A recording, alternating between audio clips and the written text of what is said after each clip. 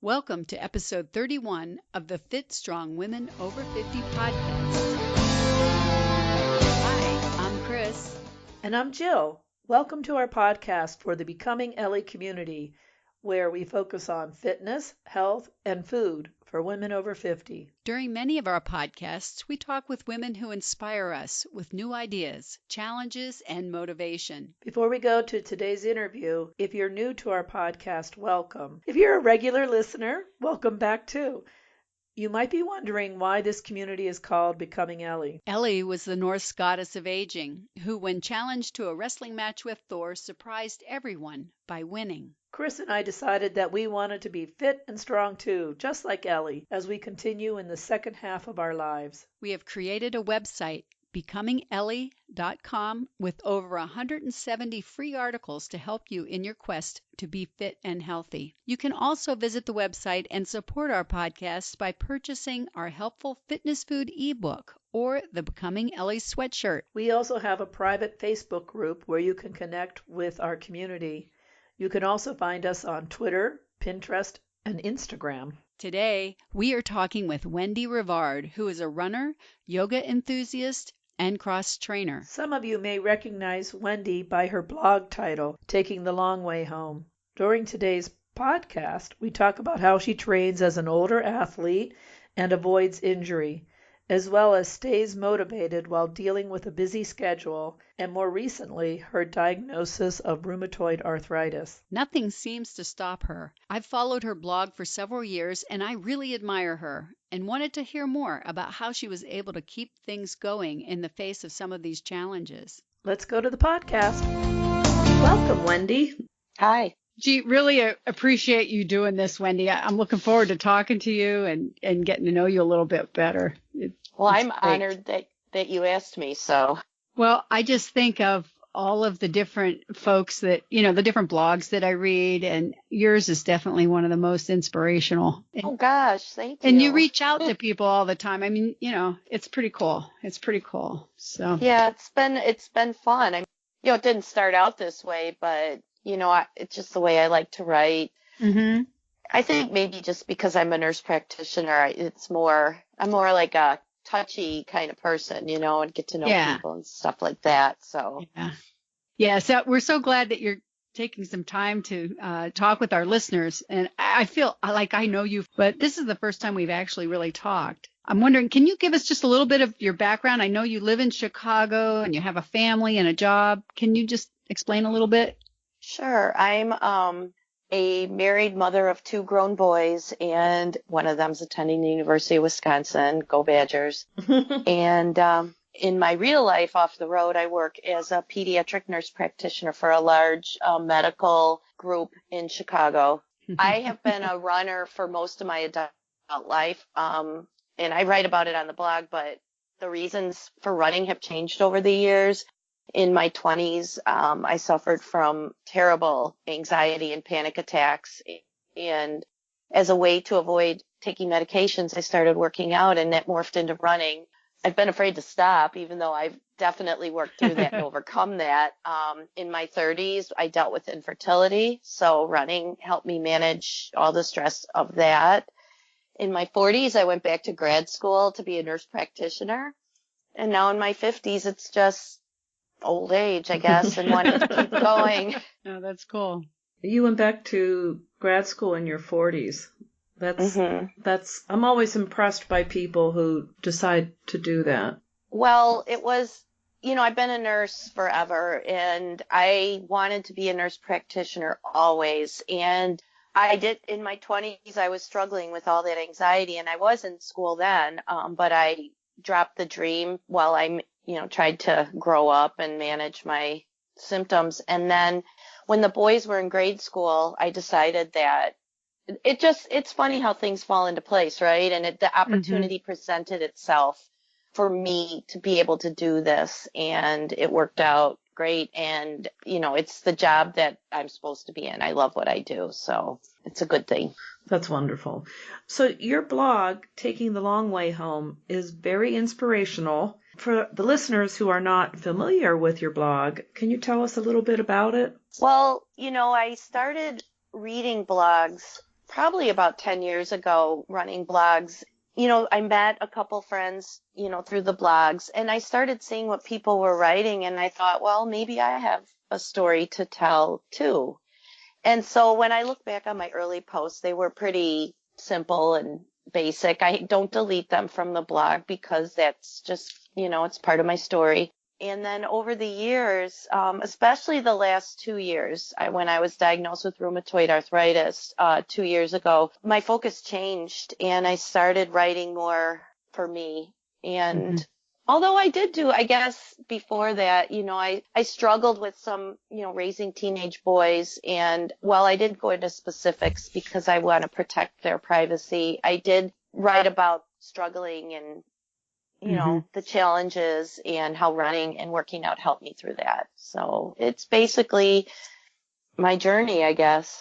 So you've been one of the more frequent commenters on Becoming Ellie, and it's obvious that community is important to you. What's your philosophy about blogging and sharing online and building a community?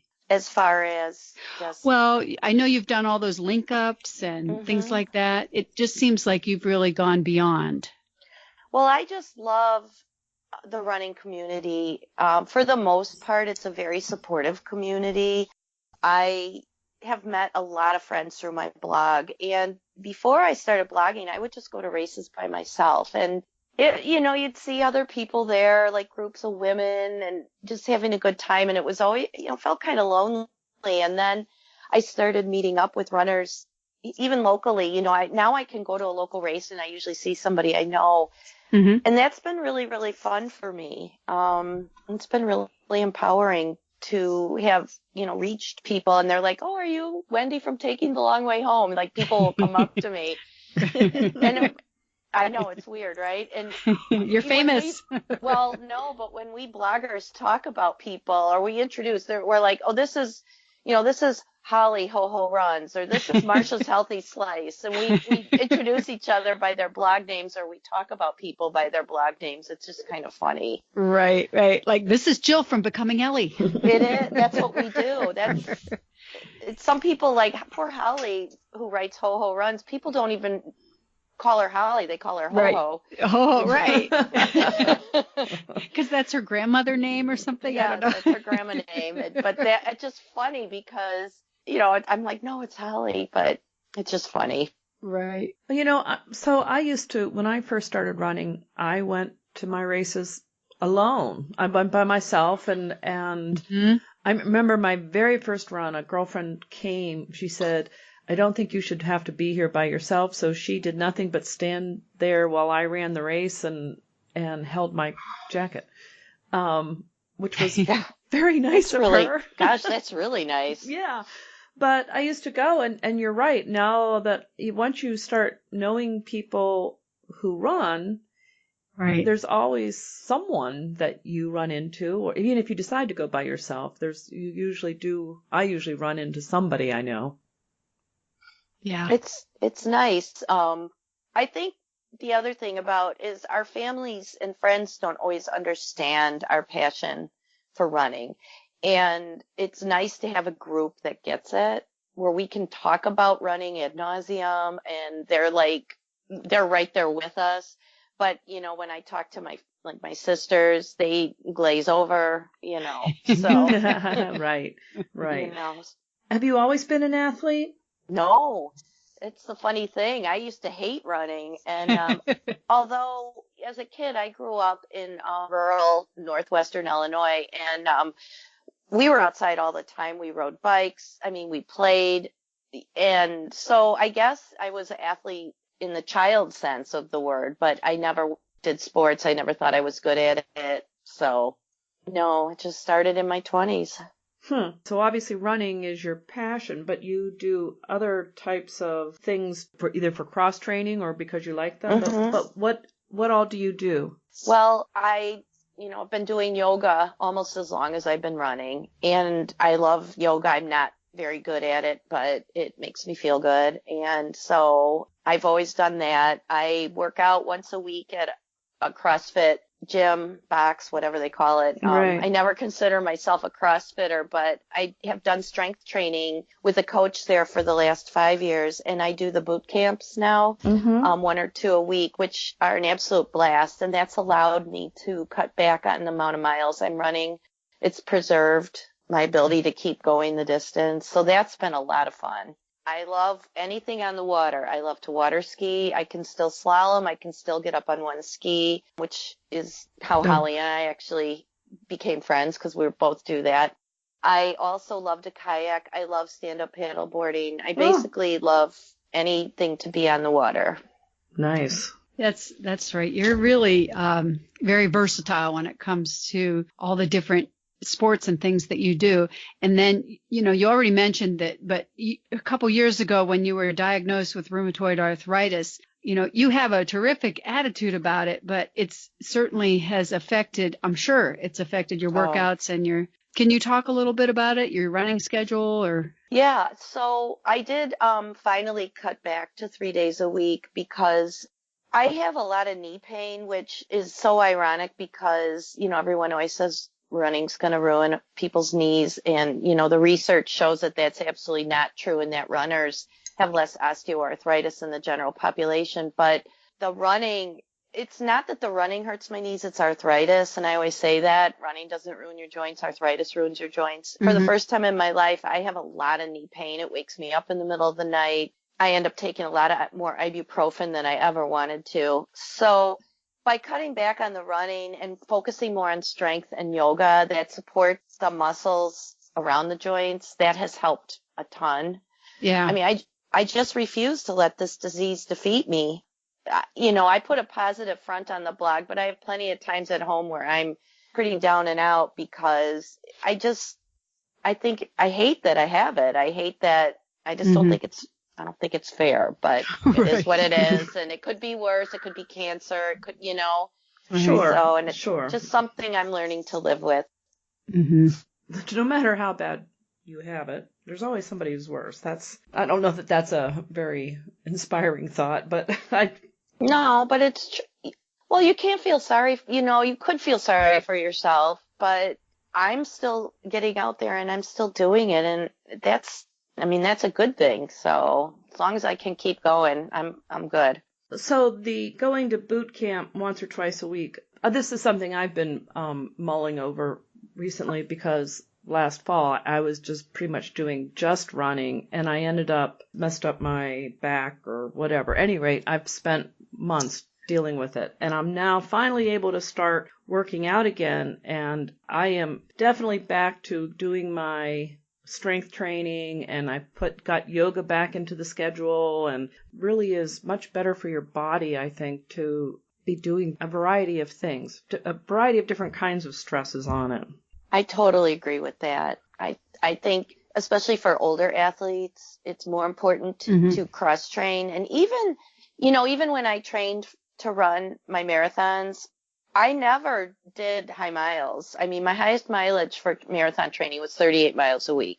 I did a lot of cross training. We did, like boot camp type workouts at CrossFit. And my coach who trained me was my CrossFit coach. I didn't use a running coach. Oh, okay.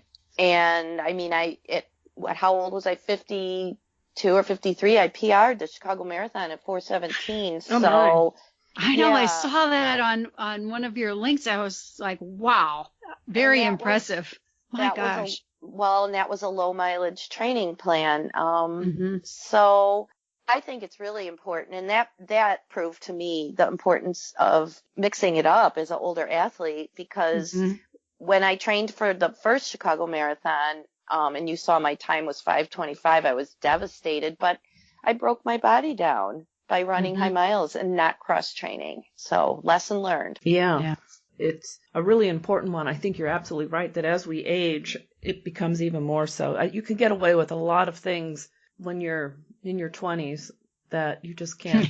You just can't. 20s, 30s, 40s. You just can't continue to do it, Right. It's the truth. It is. I mean, it's your body's so much more forgiving when you're younger. You can drink too much. You can eat really bad food. That's true. You don't have to sleep as much. And, I am so resistant to blaming things on my age, but It's true. But because it irks me. Even I went to a Pilates class. There was a young woman and me. There were two people in the class, and she said, "Well, people our age have a lot more issues, and she's young, so she can do this stuff." And I'm like, "Wait a minute, No. Yeah. No, Wait a minute. no. That's not me." So that irks me. But I do think we do need more sleep and more attention to things.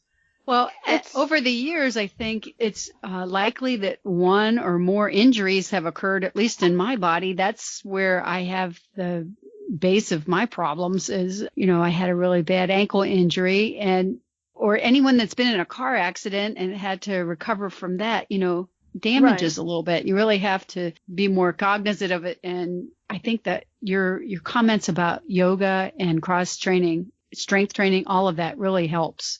Really help. The other thing I've started doing is getting monthly therapeutic massage. Last month, it was New Year's Eve, I was doing a boot camp workout and I lifted something funny and I popped my sacroiliac joint out. And that was so painful. And I was so upset. I'm like, come on, I can't be hurt.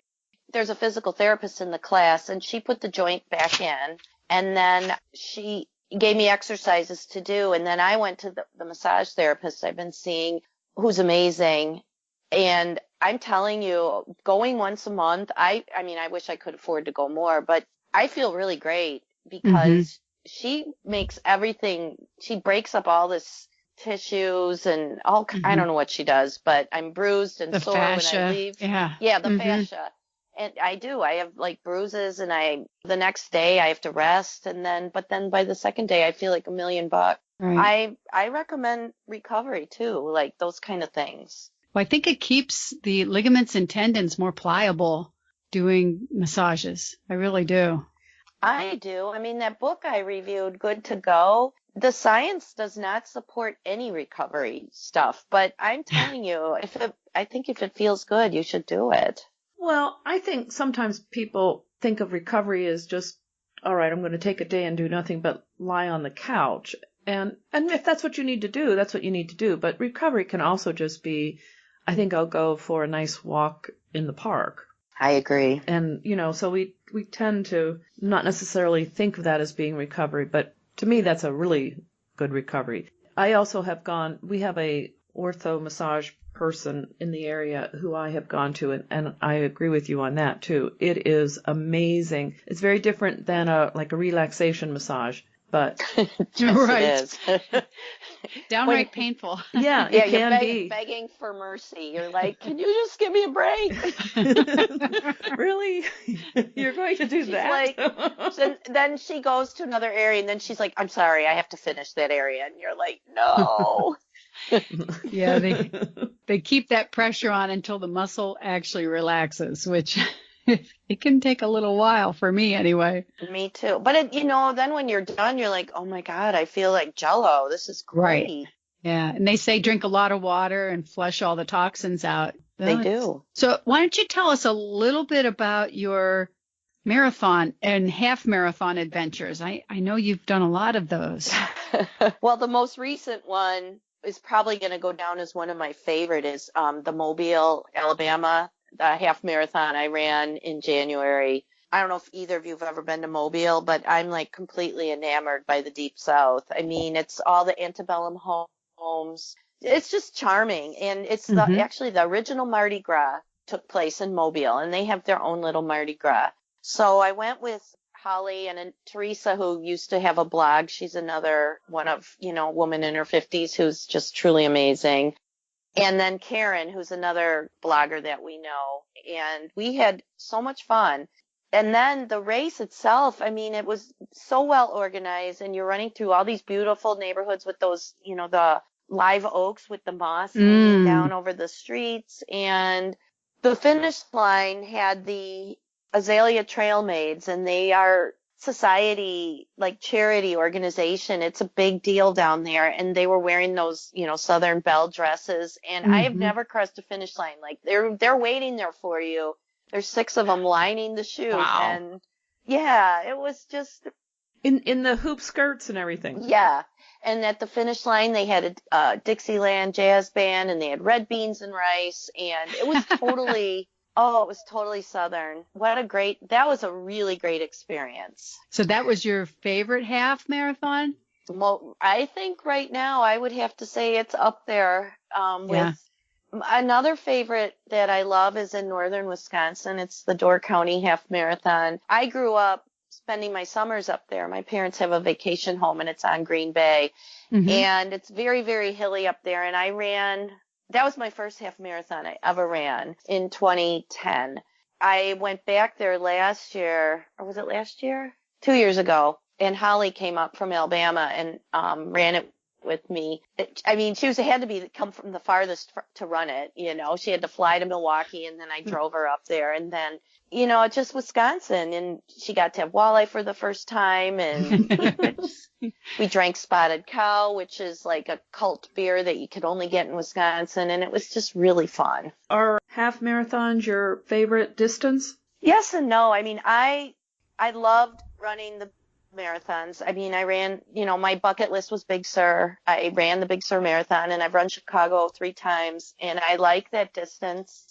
But the half is so doable, you can always sign up for one at the last minute if you keep if you do a couple long runs before, you can. I actually am going to Florida next week, and although I haven't been running a lot, I'm considering doing a half down there, but I probably won't know until like the week before if I'm going to do it or not. So yeah, I guess that is my favorite distance. So you sort of do destination races. You pick a place that you want to go and then go? I like to do those. They're a lot of fun. But there's a lot of local races in Chicago that I do over and over again too. So I like a mix. Do you prefer hills or flat? Oh gosh, no hills. I'm a flat. Well, you said something about Wisconsin hills, so. No, I'm a flatlander. Illinois is flat as can be, and I'm good with that. So that's why when we were deciding on the January half, I said, no, I want Mobile because it's flat. So. Yeah, I think I'm with you on that one. And what about temperatures? Is there a certain temperature that you prefer? I like it cold when it's when I'm running a race. So, 40s and 50s are perfect for me. I don't necessarily like that any other time, but for running, that's when I have my best running. I feel the best. Yeah, that makes sense. And what do you usually wear when you race? Do you have like a certain outfit that you wear or a certain style? Well, I love my Ink and Burn. That's a running company out of California that I used to be an ambassador for. And they have that really bright, artsy kind of gear. So I do like to wear their gear when I race because it's unique. And it's called Ink and Burn. It's INKBURN. Whenever I wear it, people always come up to me. I get compliments and they ask me what the brand is because the stuff's so fun. And it's also very functional. Like their skirts have... On the shorts, under the skirts, they've got pockets, so you can stash stuff in there. And that's nice. Yeah, I love their gear. So what is a typical week for working out for you? You sort of started that with talking about the CrossFit, but can you give us an outline of your training schedule? Sure. So I usually run 3 days a week. During the week, I start late on Mondays and Wednesdays, so I run those mornings. And I like to do between 4 and 6 miles on those days. And then on the weekends, I like to do a longer run, depending if I'm recovering or training, usually between 6 and 10 miles. And then I work out at CrossFit on Thursdays. I do strength training for a half hour, and then I do the boot camp. I've been going to boot camp on Fridays after work too, which has been really fun. And then I try to squeeze yoga in there somewhere. Haven't been as good about that lately, but I need to get back to that. So usually once a week I'll do that. Do you follow any particular running training plans? I don't, which is kind of bad, right? So I've never followed a training plan for any distance except marathon. I think anybody who runs a marathon should pay for a coach to write a personalized training plan, even if it's like a coach on, a blogger who coaches, because that's such a distance. It's a monster. It's a beast. You need to have a plan. But for a half, I really believe if you are an experienced runner and you've been running 3 to 4 days a week, around like 20 miles a week, you should be able to run a half without a problem, without a training plan. I know plenty of people would disagree with me on that. Well, yeah. Your goal is to sort of be half marathon ready. Definitely. And I would say that most of the time I am. That's awesome. It is. That's really great because I work up to be half marathon prepared. I mean, my goal is to be 10K ready, but right now I'm not even sure I'm 5K ready. Oh, I'm sure. It's been winter, Well, yeah, the body remembers, Yeah, So, yeah. I mean, I won't lie and tell you that I think I'm ready to run a half next week because I ran 6 half marathons in the past 12 months. So, That's which a is lot. it's the most I've ever done. And so I took February off. It was my probably lowest mileage month ever since injury, Uh-huh. I think I ran like 38 miles in February. So I've been ramping my miles back up. We'll see. I know a few years ago, Chris and I were on a relay team. Right. And 2 people ended up having to drop off our relay team a week before the race. And we were scrounging around finding people. We ended up finding 2 people who said, sure, they could do it. And Chris and I both vowed, okay, we want to be the people that at the last minute can just fill in on someone's relay team and run the 5 or 6 miles without even thinking about it. Right. We just decided that we wanted to be relay team ready. That's a good goal. Yeah. I did my first ever relay in January. I did the Pettit Indoor Marathon Relay with my running club. There was a team. Oh, yeah. Yeah. That was fun. Yeah. Indoor is different, isn't it? I've never done that before, but I've never done a relay ever. So I liked it because you'd run 800 meters and then you were done until it was your turn again. So. Oh, that was a different kind of relay. Oh, yeah, that's different. So this was on a marathon, and so the first person would run, 5.5 miles, and then the second person, you would meet up with the second person, and then they would run another 5 miles, and you just work your way through the team until you completed the marathon. Yeah, the cool thing about your indoor relay, Wendy, is that it's indoor, and so your teammates can be right there to cheer you on, and you're right there together, which is the hard part when you're on a marathon course and you're all spread apart. You just see when you pass the baton, kind of thing. Yeah, no, this was it was so much fun. But I would like to do a marathon relay on a road race. I've never done it. I don't want to do a Ragnar because I need my sleep. Me too. I'm with you. Seriously, I just feel like our ship has sailed. Yeah, sleep is too precious. Well, I think I would lose all my friends. I'd probably be such a crab, whining and complaining. This is terrible.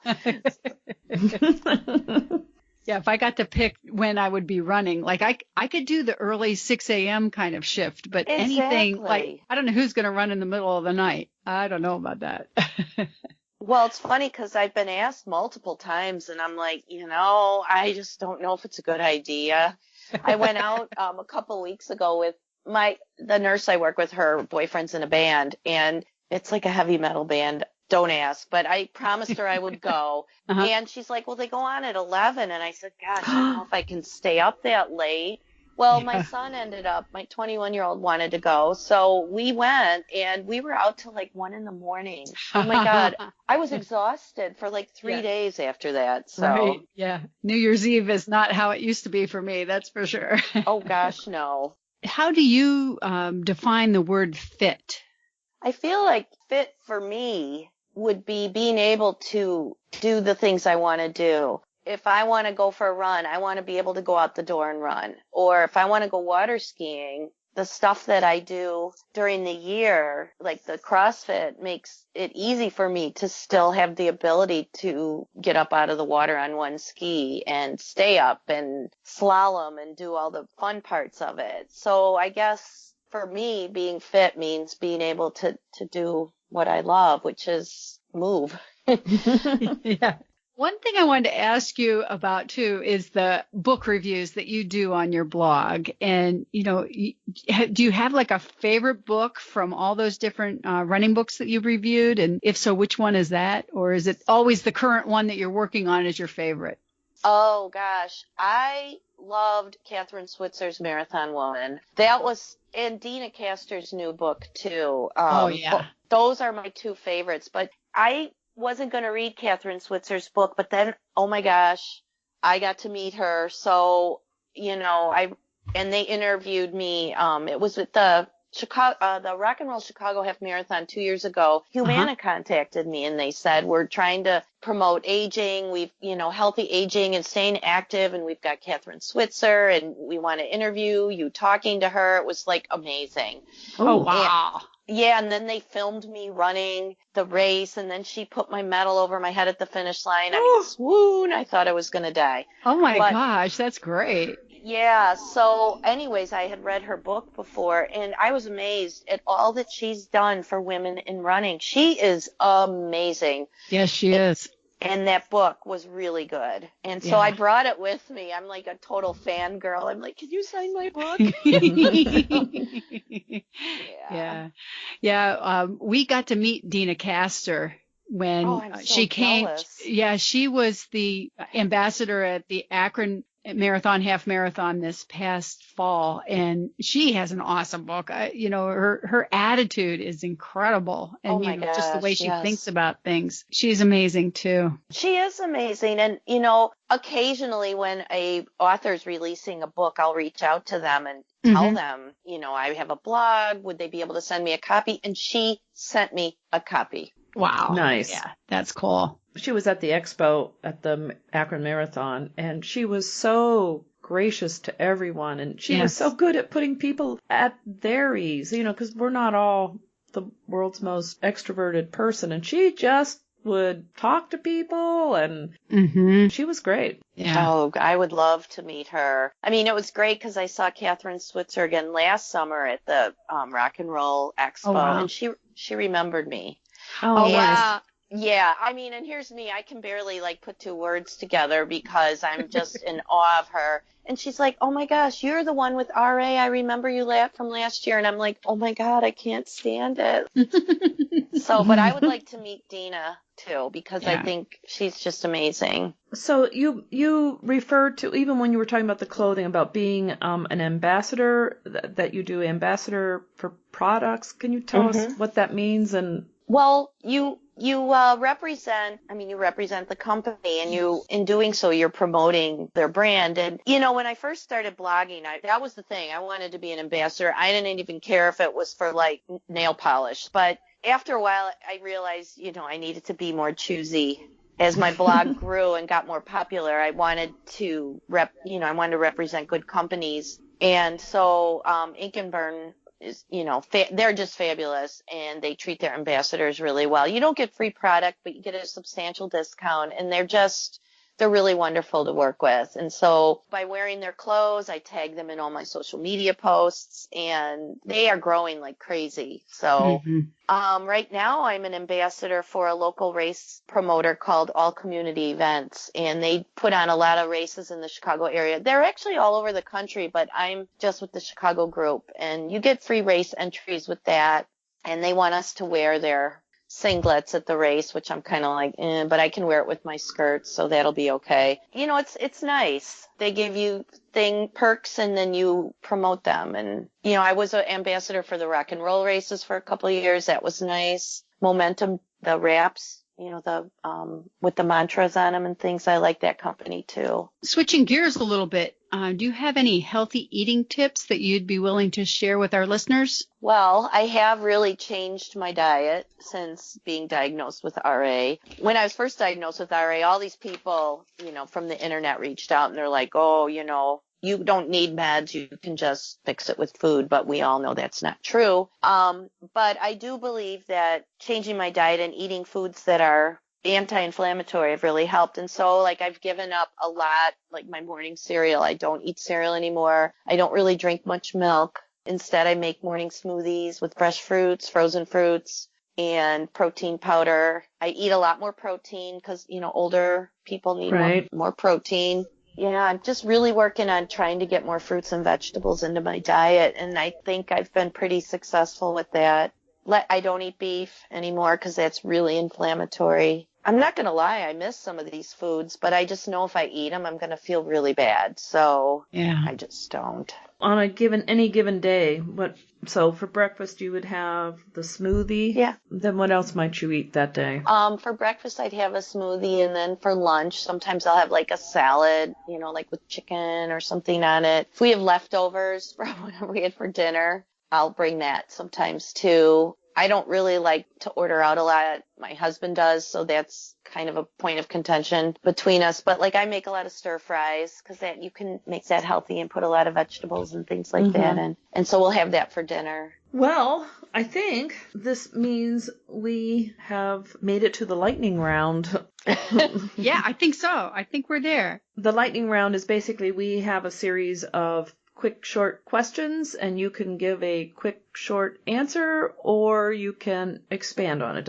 Your answer doesn't have to be short. Some people will say both or neither or whatever. So there's no right or wrong on all of this. Are you ready? I am. You're ready, Chris? Yes, I am. Okay. First question: Zumba or Pilates? Oh, Pilates. I could never do Zumba. I can't dance. Okay. Bike or run or swim? Run. I thought that was what you'd say. Broccoli or cauliflower? Broccoli. Vegan or paleo? Paleo. Okay. I couldn't be vegan. I couldn't give up cheese. Okay. Yeah. And I love bacon. You don't feel like bacon's inflammatory? Because when you were talking about beef, I was thinking, oh yeah, bacon gets me. Oh, I'm sure it is. And I don't eat it very often, but, sprinkled on top of a salad or, we just had potato soup and, yeah. Right. Sorry. No, that's okay. I mean, there's a place near here where they sell farm bacon from the local. The Applewood smoked bacon. Oh. Yeah, just the smell of bacon gets me. Yeah. Okay, gym or park? Park. Yeah. Eggs or oatmeal? Oh, that's a tough one. I love them both. But you know what? I eat a lot of eggs. I eat a lot of omelets for lunch, so eggs. Okay. Okay. Well, that does help with the protein. Yes. Treadmill or Stairmaster or elliptical? Treadmill. Wine or beer? Ooh. I know. I'm married to a home brewer. Oh, nice. I like both. Do I have to pick? No. No, you don't have to.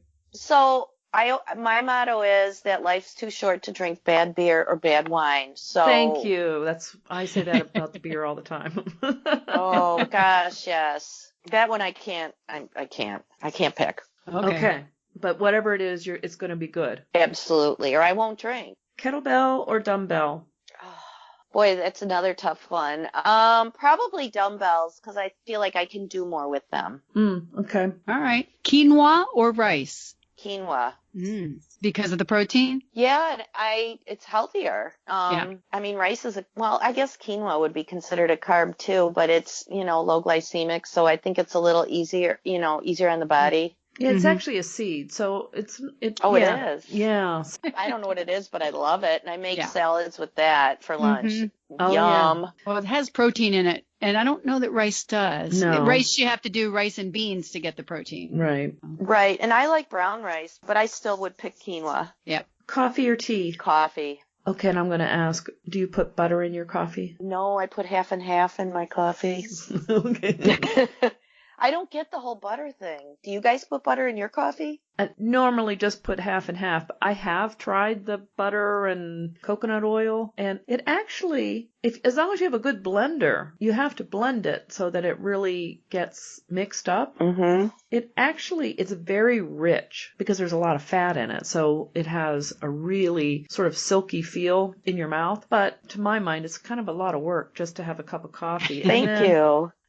And then there's a lot, so independent of everything else, there's a lot of calories in 1 cup. So you pretty much, if you're going to drink that, you can only have 1 cup. So I tend to have more than 1 cup of coffee a day. So You and me both. And I want it like a minute ago, so I wouldn't be able to do that. Yeah, I drink coffee black, so, that's probably the best. Yeah, it can be a little tough on the stomach sometimes. So here's a question for you. Bread, yes or no? I can't say no, but rarely. Yeah. And it has to be like whole grain, multi-grain. Mm-hmm. Yep.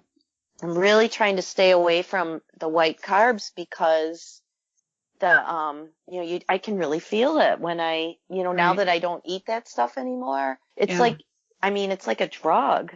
You feel it, like sugar, you feel it. So do you think that making the diet changes, I know you said obviously it doesn't take care of everything, but do you feel it has improved your health? Absolutely. It's just amazing how much more energy I have. And, it's sad that it took getting a chronic illness to get me to this point. But, I'm glad it did because, I feel so much better. I still have, the flares and stuff of my disease, but overall, my doctor says I'm doing really, really well. So, and I feel like I am too. Yeah, that's great. If you could give your 20-year-old self some advice, what would it be? I would tell myself to start working out.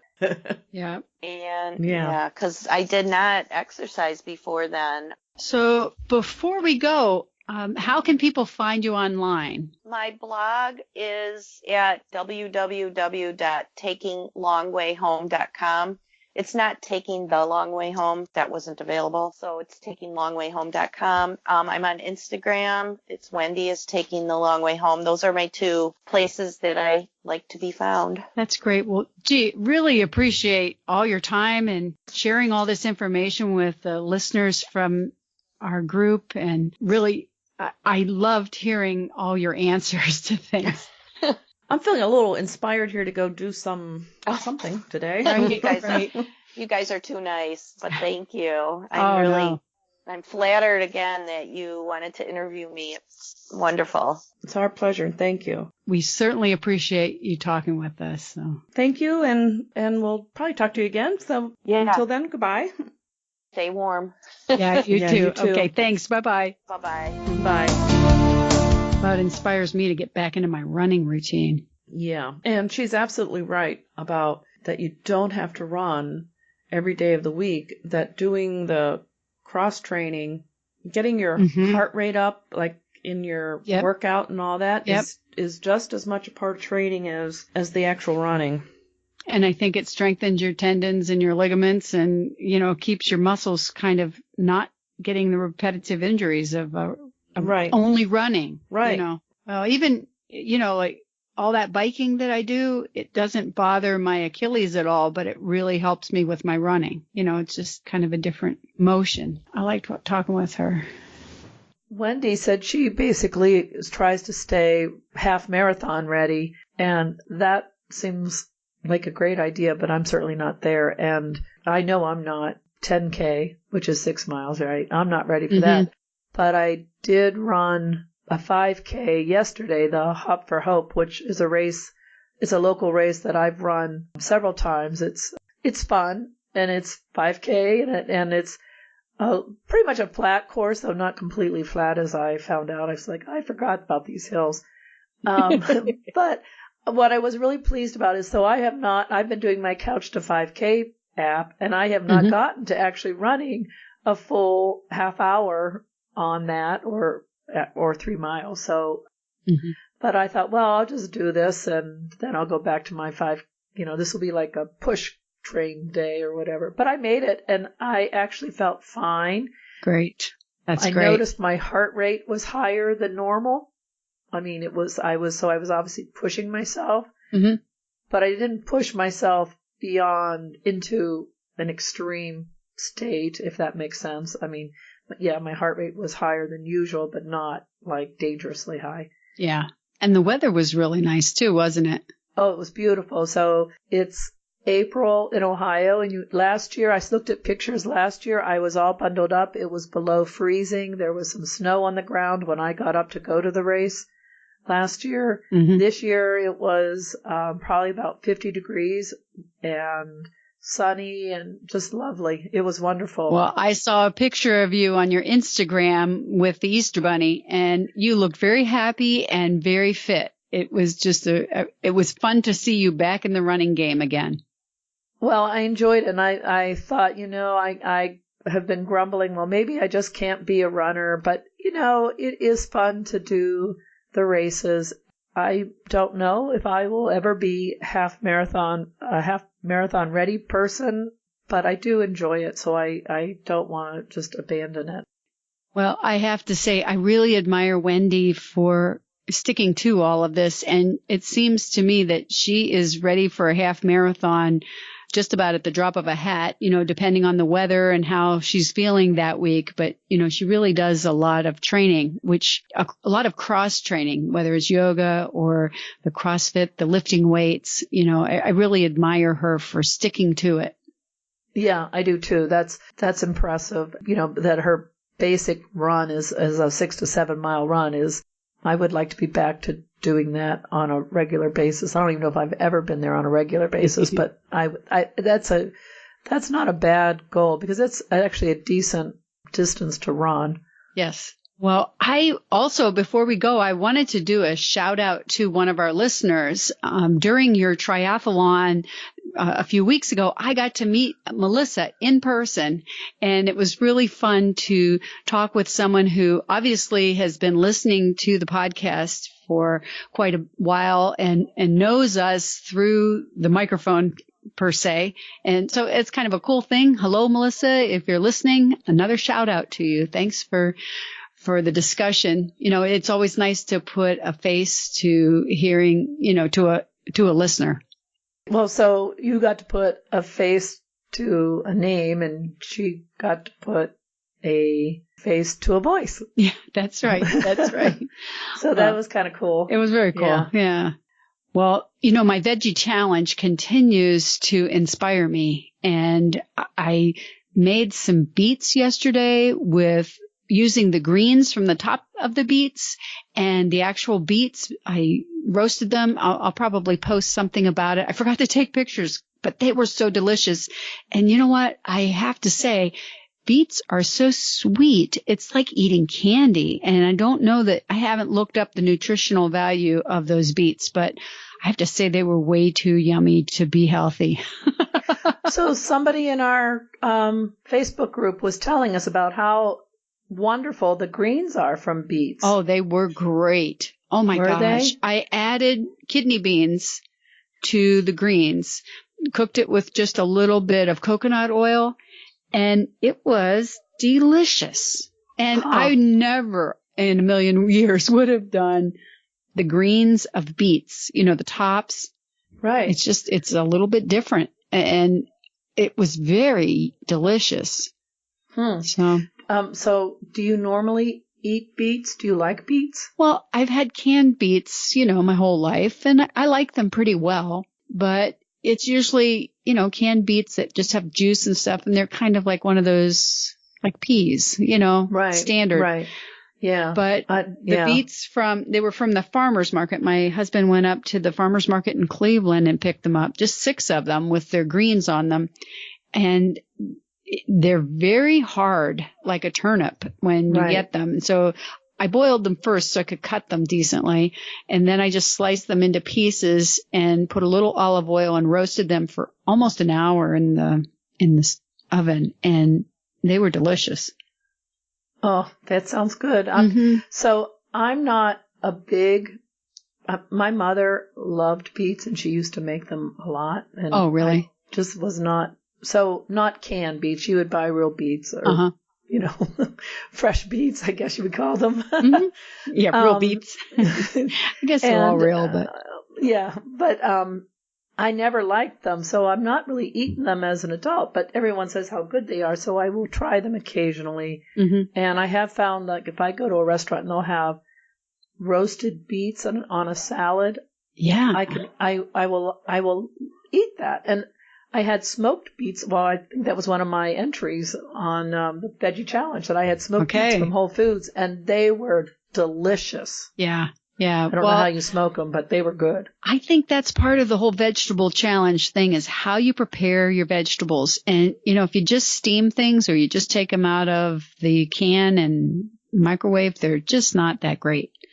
But I don't know. Yeah, because then you end up like having to, so what did I always do for years is steam them and throw them in the microwave and then slather butter all over them. Right. And eat them. Well, they did taste okay because, what doesn't taste good with butter slathered all over it. Right. But, Yeah, but that's not really the point, is it? No, anyway, right. Yeah. That's my veggie challenge. I shouldn't have blown it by telling it before it's even posted, but by the time this podcast comes out, I'm going to try to have it up on the website so you can see my little recipe there. Okay, good. So last week I posted about the watercress, and I'll tell you what, you read about all the nutrients in watercress. Yes. And there's like no calories in this thing. It was, you could eat buckets full of it if you wanted. But it was actually a pretty decent, it was a nice addition to a salad. And they used to make watercress sandwiches with cucumbers. Right. Those were like remember the old tea sandwiches, watercress sandwiches. Maybe I should try and do that sometime. That might be fun. But it was just like reading about it was, wow, these things we could just eat bunches of this. Well, I think the greens are one of the secret pieces of vegetables here that they're underestimated, but tremendous amount of minerals, vitamins, and nutrition. Yeah. And I'm noticing that if you shake up what greens you use, you get a little different nutritional composition from them. Yeah, it's great. All right. Well, I hope our listeners will tune in again next time with our next podcast because we're having a ball putting these together. Yes, we are, and I hope you're enjoying it too. And if you are, tell a friend, share the news about us, and we'll see you next time. Sounds good. Bye. Bye-bye.